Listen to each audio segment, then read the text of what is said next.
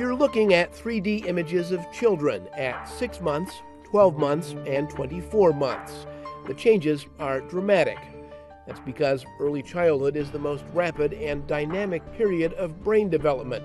There is so much being learned in a short period of time. But it turns out that brain growth is not uniform. Obviously, when the brain grows from a small brain to a large brain, it's not a proportional growth for all parts of the brains. Different part of the brain has different trajectories. Some of the region grows faster, some region grows slower.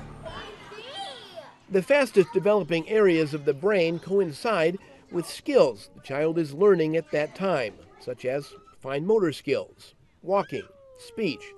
The area grows because neural connections are being made. This is the baby's eye, and this is the brain inside the skull.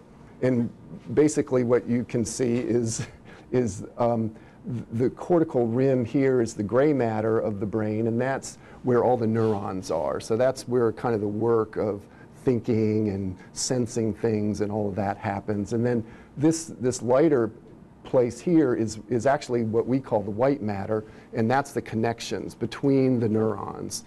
So a neuron that's talked here that wants to talk to a neuron here has to communicate through a long track that goes through the brain. You know it, clap your hands. Those discoveries stem from the Baby Connectome Project. It's a 4-year study at the University of North Carolina at Chapel Hill School of Medicine.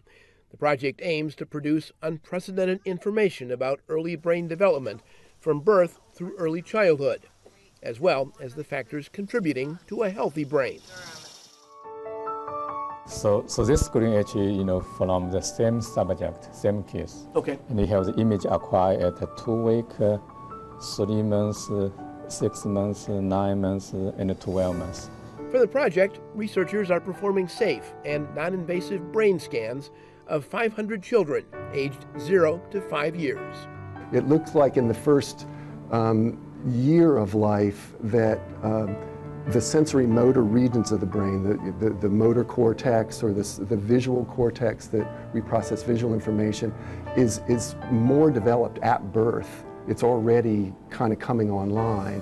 And then in the first year or two of life, the higher order places of the brain that do thinking and higher order integration of information, they develop very rapidly in the first year or two of life. And what are those on that? So where's the part that's already doing? Well, the motor cortex is roughly in here, and the visual cortex is in the back here, and then some of the higher integrative functions are the frontal cortex here and the parietal cortex right in here. You would be surprised how much of the brain grows in the first year of life. I mean, it grows almost 90% to almost 90% of the adult brain size within 1 year.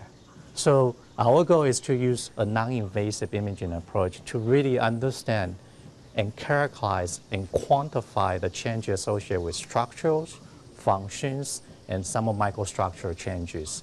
And so coupled with that, then we can learn about, well, so if a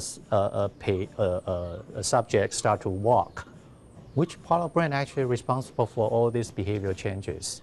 Or if a toddler starts to be able to become more attached to the parents, for example, which part of the brain is actually responsible for attachment?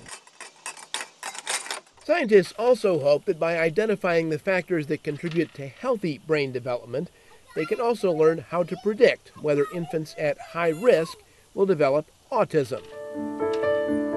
There's very good reason to think that we can eventually identify brain biomarkers that could predict who's going to get autism. That opens up the door to intervention in the first year. Of course, we don't know what interventions to use, but we have some ideas.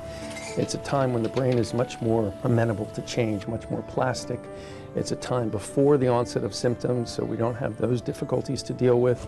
And there's, I think, a lot of excitement about the potential promise of that.